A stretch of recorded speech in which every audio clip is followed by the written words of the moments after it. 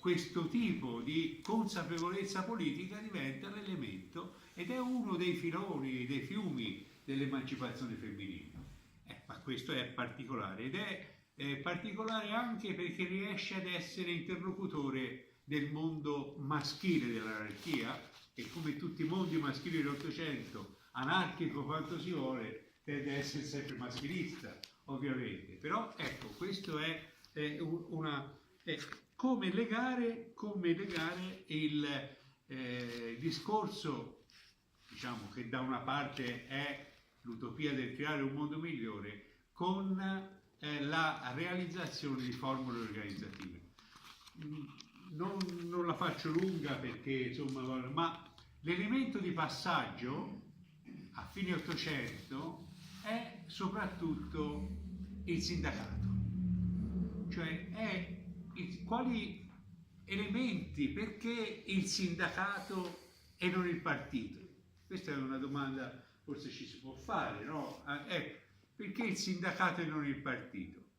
Perché il sindacato è a contatto continuo con la classe operaia, direi si parla di classe operaia, non si parla molto di contadini, che è un po' sempre, come dire, l'elemento per tutti questo, ma il sindacato è a contatto con la classe operaia e di per sé non ha bisogno di grandi strutture. La politica invece ha bisogno delle strutture, la politica dominante moderna, quella che va anche verso la democrazia, ha bisogno della rappresentanza. Lo scontro fra rappresentanza sì, rappresentanza no, e gli anarchici stanno dalla parte della non rappresentanza, è uno degli elementi che va a costruire la piattaforma di fine secolo, quella che attraverso personaggi che a me piace davvero ricordare, ce n'è uno in particolare che è Pelloutier, che vale a dire quello che inventa sostanzialmente ben prima di Sorel. Lei diceva a scuola, no? A scuola si imparava che Sorel aveva inventato il sindacalismo rivoluzionario, non ha inventato niente. Il sindacalismo rivoluzionario nelle sue formule principali, l'azione diretta e lo sciopero generale come arma politica rivoluzionaria nasce invece in questo anarchismo francese di cui Pelloutier è uno personaggio, come dire, che rimane caro, nel senso perché è questo organizzatore, questo che va alla conquista della federazione delle camere delle Bourse du Travail francesi, cioè delle camere del lavoro, alla conquista della Confederazione Generale del Lavoro francese e nello stesso tempo è un'anima in qualche maniera candida, muore giovane fra l'altro, lasciando però questo patrimonio e questa eredità che poi sviluppano alcuni, sviluppa anche Sorel dal punto di vista della teorizzazione dell'azione diretta. L'azione diretta vuol dire semplicemente che gli operai non hanno bisogno di deputati, non hanno bisogno di rappresentanze, di consiglieri comunali, che so, è perché la loro lotta la fanno parlando attraverso lo sciopero, attraverso le lotte e le conquiste. Conquiste che importano più agli anarchici e poi agli anarcosindacalisti, più sul piano politico che non sul piano delle conquiste quotidiane. Cioè non sono i 10 centesimi d'aumento che interessano agli anarchici, mentre interessano invece ai riformisti, ma interessa, diciamo, la battaglia che abbia luogo, che si svolga la battaglia rivoluzionaria. Sorel, dicevo, estrae degli elementi importanti da queste elaborazioni, le fa in certo modo sue, ma per gli anarchici è un compagno di strada, come lo è per i sindacalisti rivoluzionari, non è di più, è di passaggio, viene dal marxismo e dà quindi fondamenti del marxismo, ha basi teoriche forti, ma elabora questa sua teoria, ma poi va per conto suo, non ha, gli manca per esempio, a mio avviso, ma Giorgio forse mi teme poi mentire, gli manca per esempio il senso dell'utopia. Direi che è un pensiero in qualche maniera pessimistico e negativo, questa è la mia impressione. Ecco, dal calderone francese a cui però insomma partecipa ad accendere il fuoco Sorel, escono gli anarchici del Novecento, gli anarcosindacalisti, quelli che noi chiamiamo, sono di più, ma insomma ci sono in Francia, in Italia, in Russia principalmente i sindacalisti rivoluzionari, ma escono anche correnti, come dire, sorprendenti, come quelle che vanno ad incontrarsi col nazionalismo francese di Maurras ed altri, che è quello monarchico, che è quello Dio e Re, che è completamente di destra. E allora questa strada, che poi non è occasionale, ma dà luogo anche a strutture culturalmente importanti come il Circolo Proudhon, di cui il Circolo Proudhon che si richiama a quella tradizione anarchica che abbiamo detto, ma su un progetto di collegamento con il nazionalismo di Maurras.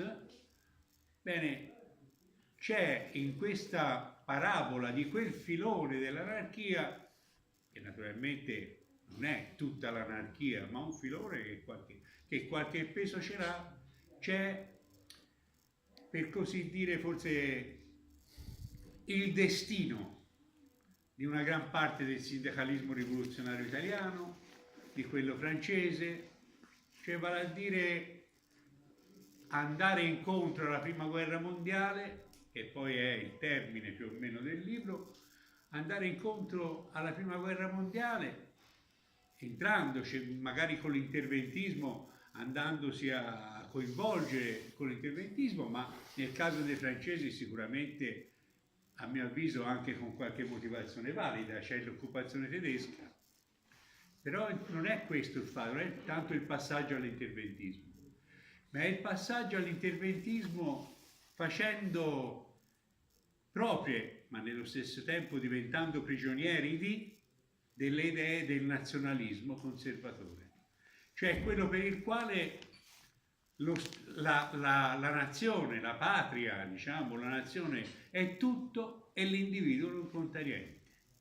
È la filosofia del nazionalismo, in Italia di Rocco, Corradini, Pedersoli e quant'altro, e diventa anche l'ideologia dei sindacalisti rivoluzionari o degli anarcosindacalisti in qualche caso, o di questi anarchici particolari che dicevo prima, il che come dire, ci aiuta a comprendere, perché poi quelle parti di quella che è stata una ideologia totalmente rivoluzionaria diventi invece un cardine del fascismo, cioè vale a dire di un'altra corrente politica che pari pari esegue le direttive teoriche del nazionalismo, che sono quelle lì, la nazione è tutto e l'individuo non conta niente, anzi deve adeguarsi, diciamo,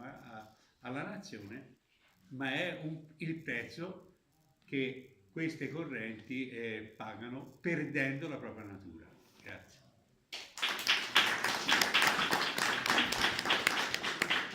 Grazie al professor Bertini che da questo punto di vista, rappresentando il coordinamento nazionale per il risorgimento, mi dà anche modo di ringraziare il Comitato Pratese per la promozione dei valori risorgimentali, che è il nostro partner insieme alla scuola, insieme all'Archivio di Stato in questo ciclo di incontri, in particolare il dottor Giacconi. Mi posso permettere certo. di fare l'anarchica qui? Sì, certo. Così, bisogna qualcuno deve fare. In qualche misura mi sembra... Perché nel discorso che lei ha fatto, in particolare nell'aver introdotto fin dall'inizio il problema del mutualismo, no? E del corporativismo, diciamo, insomma, proprio pensando ai nostri tempi e pensando a quanto di questi semi appunto ancora vivono dentro di noi, ho pensato che oggi tutto sommato noi viviamo una forma di elaborazione, nascita, forse esperienza di nuove forme, permettetemi in modo un po' anarchico di chiamarle di corporeità sociale, cioè quasi che si andasse a cercare, che poi il problema della rappresentanza, quando oggi movimenti politici parlano di democrazia diretta, come saltando completamente, no? Tutta un'esperienza, forse neanche confrontandosi con quello che è stato tutta questa esperienza precedente, insomma, però buttano sul tavolo proprio questo, le esperienze, come si superano, diciamo, formazioni di tipo statuale, di istituzionale, per andare a cercare nuove forme. E allora, ecco, il mio anarchismo si manifesta in questo, nel fatto che ho pensato che per quello che conosco, grazie ai figli sono dei grandi maestri in questo, è l'esperienza dei curdi. L'esperienza curda oggi è l'unico luogo in cui effettivamente un popolo ha tentato attraverso un suo teorico, che è Öcalan, in prigione, il quale in prigione non ha potuto leggere altro che storici francesi, guarda caso, e in particolare Brodel, esatto, per poter andare a pensare, in un modo che può essere, da San Michele aveva un gallo, però a pensare che il suo popolo, invece che definirsi come nazione, come Stato, il grande Kurdistan, può definirsi come si potrebbe dire, insieme di municipalità, di piccoli luoghi, un po' De Jacques che leggevo no? La municipalità come seme della libertà. Dentro che cosa? Ecco la nuova dimensione, dentro una visione ecologica, dentro una visione di ecologia, di armonia con la natura. Io trovo tutto questo straordinario, cioè che un'esperienza così sembra da noi lontana, in realtà sviluppi in modo che certe volte noi siamo, come sempre, siamo europocentrici, non consideriamo questi aspetti, invece sviluppi proprio alcuni degli elementi che lei metteva in risalto. Forse questo ci potrebbe far riflettere. Sì, brevemente, perché questa visione della collettività delle comunità, diciamo dei comuni, è una delle visioni risorgimentali, una delle possibilità risorgimentali. Dirò di più, nel testamento di Pisacane è la prospettiva, cioè non perché insomma, come dire, i federalismi per come vengono proposti ce ne sono diversi, ma quello democratico risorgimentale di cui Pisacane è ben rappresentativo è proprio il futuro di una società unita, perché c'è la ricerca dell'unione della nazione, però fatta di autonomie dei comuni, e questo è quanto di più appartiene alla storia delle nostre terre. È un elemento importantissimo, particolarmente importante in Toscana, come abbiamo visto, ma è uno degli elementi. Anche nelle forme negative del campanile, un po' gretto. Sì, però insomma, ci porterebbe lontano il fatto, ma insomma accenna appena, che è uno degli elementi della costruzione di Pietro Leopoldo, fare con la riforma comunitativa, fare la base di uno Stato. Certo. E della rappresentanza attraverso coloro che siedono nei certo. Magari i migliori, ma insomma non democratica, ma insomma che non sono più però la novità e basta. Che non sono più la novità. Che è l'elemento della riforma. Tutto si tiene, insomma. Bene, a questo punto il professor Giorgio Sacchetti dell'Università di Padova credo che avrà molto da dire anche. Sì, buonasera a tutti. Allora, intanto, allora, intanto già da questi vostri interventi si capisce quante cose nascono da questo libro, insomma, perché, e che ci riportano, ci proiettano addirittura nel Novecento e oltre anche. Quindi questi vostri interventi vanno a fagiolo con quelle piccole cose che voglio sviluppare io.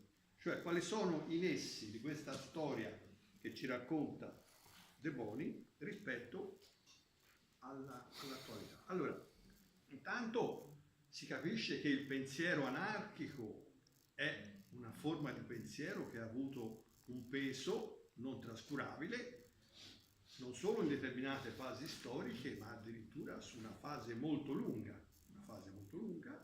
quindi un peso di rilievo all'interno della storia del pensiero politico contemporaneo, oltre che della storia del movimento operaio e sindacale. Per quanto riguarda l'Italia, è un pensiero che si estende, come dicevo, sul lungo periodo, sia come terminus a quo che come terminus ad quello, diciamo, perché già il titolo Liberi e Uguali ci richiama due valori del secolo dei lumi, della rivoluzione francese, che stanno ad indicare già in questa coppia che la libertà e l'uguaglianza sono le cose che gli anarchici vorrebbero conciliare. Quindi già lì c'è tutto un programma. Allora, per quanto riguarda la storiografia sull'anarchismo in Italia, ci sono state delle difficoltà, dei ritardi, diciamo, per quanto riguarda l'ambito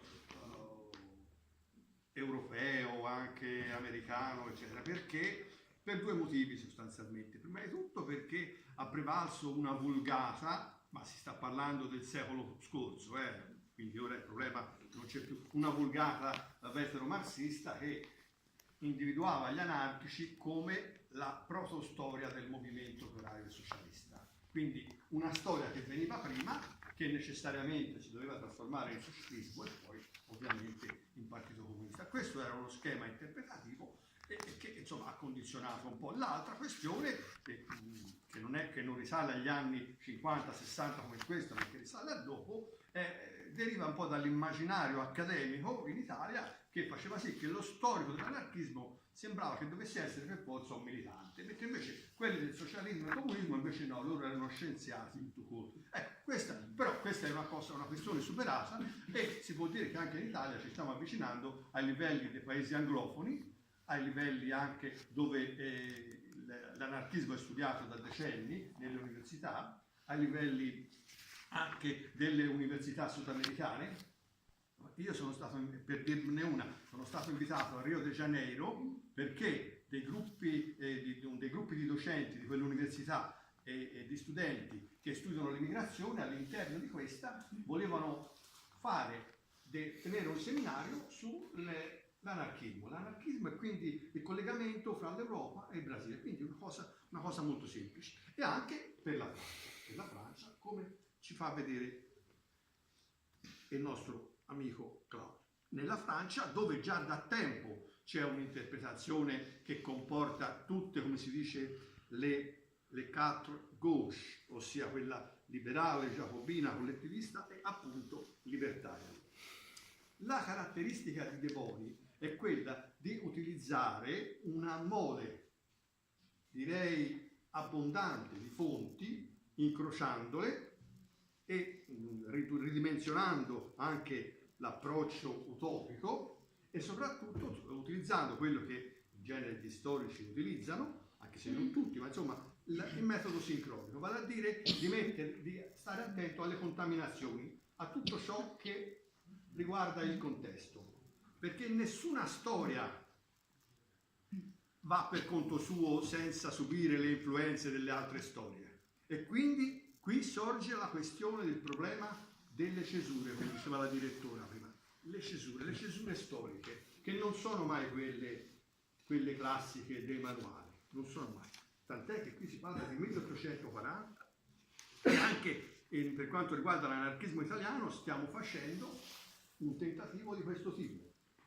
Cioè, si è detto, perché il terminus a quo dell'anarchismo, della storia dell'anarchismo italiano, per quanto capisco non sia una questione, voglio dire, però deve essere stabilito con la data del 1864 del congresso della Prima Internazionale, cioè, e non andare ai fatti precedenti, come tu mi insegni, a Pisacane, a quello che c'è prima. Quindi rimane il discorso, cioè l'anarchismo si inserisce, per quanto riguarda l'Italia, all'interno della storia variegata della sinistra risorgimentale e del risorgimento europeo.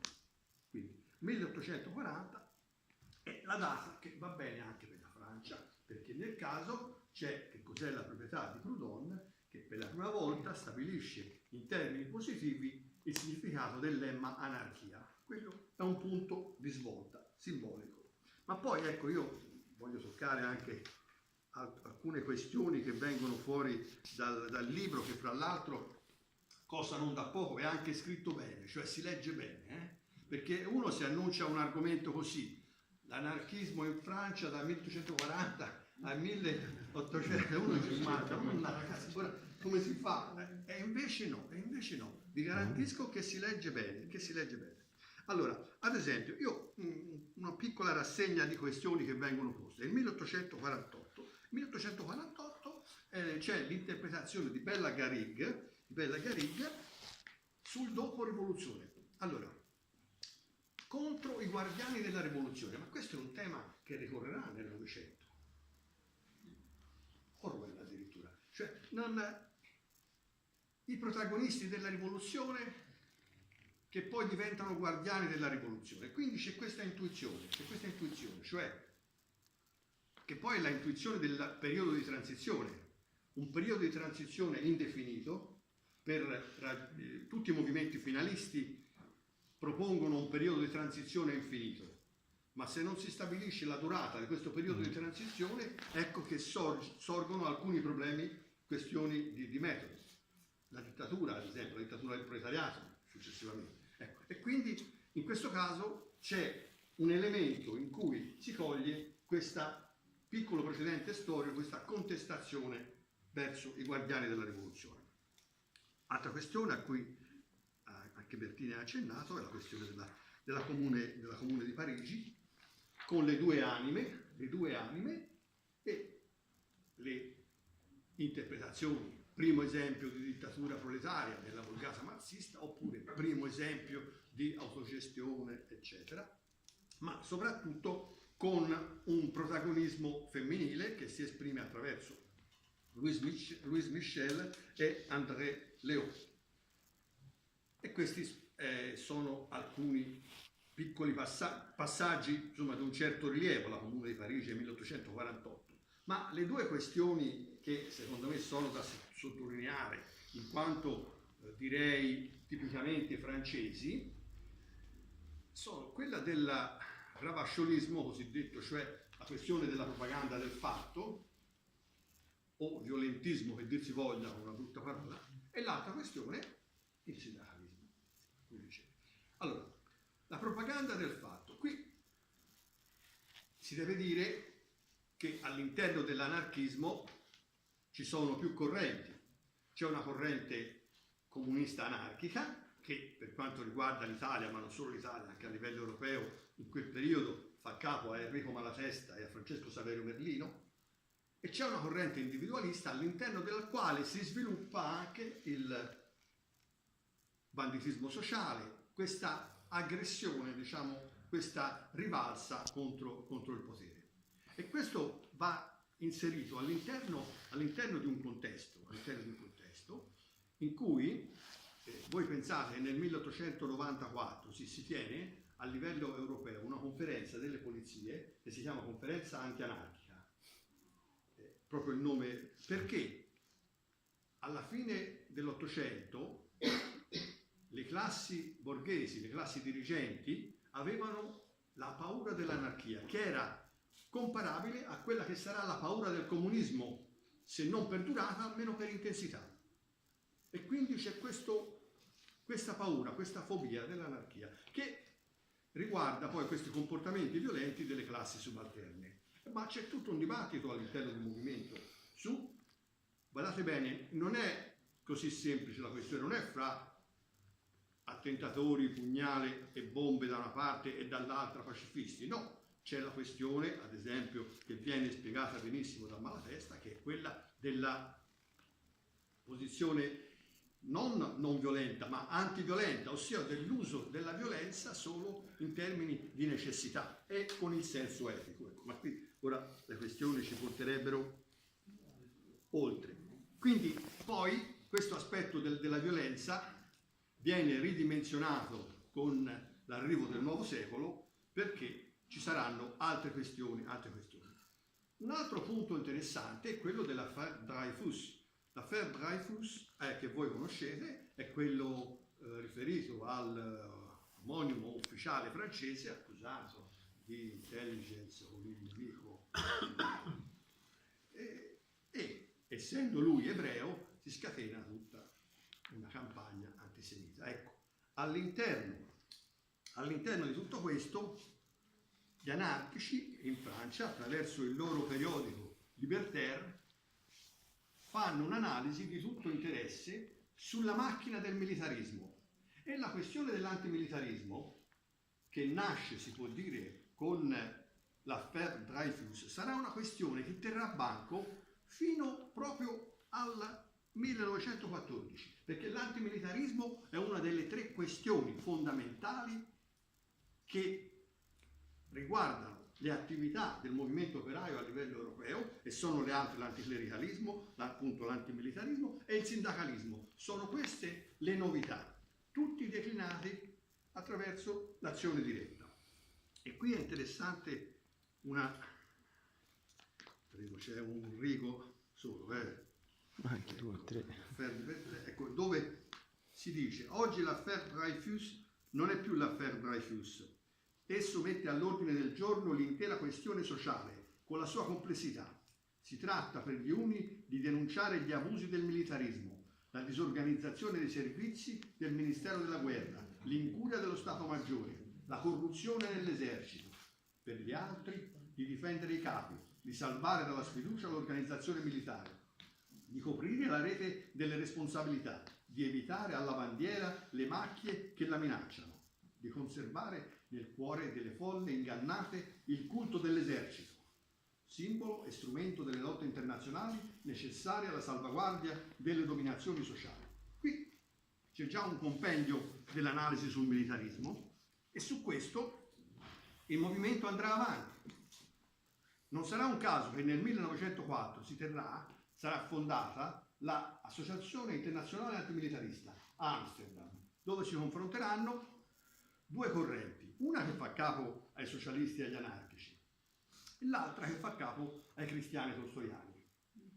La prima corrente sostenitrice dell'azione diretta e gli altri no, ovviamente, i minoritari. E questo è un dato di fatto.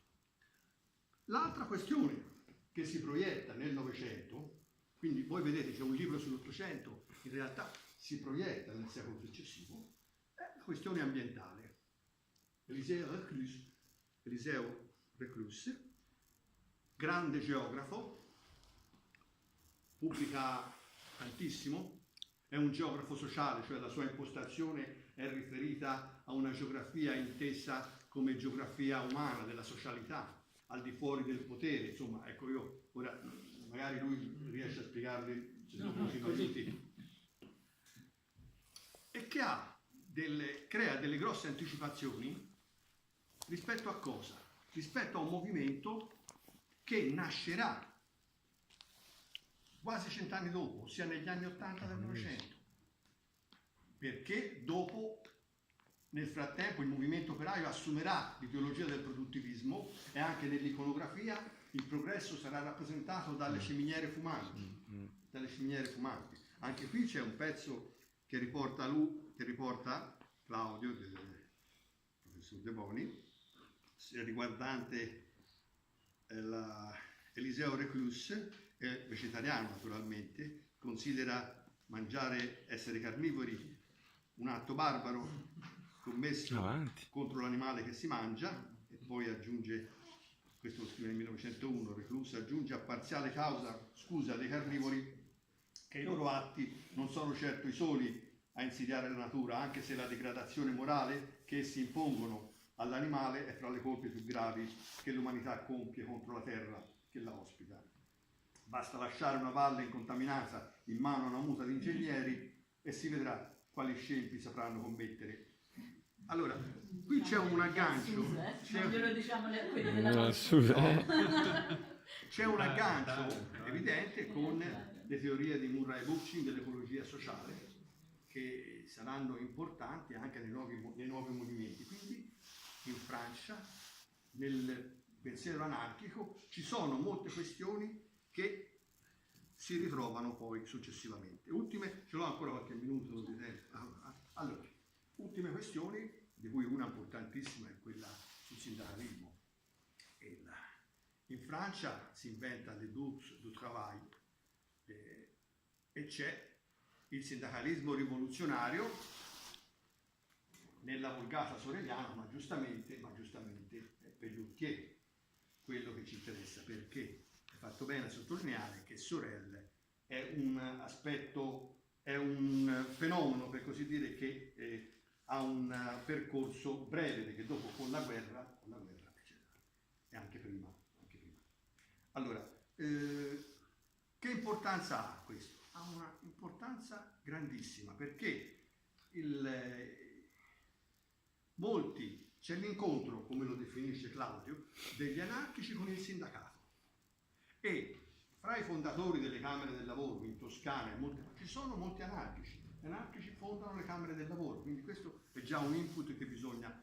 E poi c'è questa evidente influenza, non bisogna negarla, del sorellismo. Il sorellismo avrà una sua importanza e in Italia il sindacalismo rivoluzionario è anche corrente all'interno del PSI, avrà una sua importanza nel primo decennio del secolo, ma continuerà poi dopo anche con il sindacalismo di azione diretta, con l'unione sindacale, che sarà quelli che rimarranno fedelmente antimilitaristi.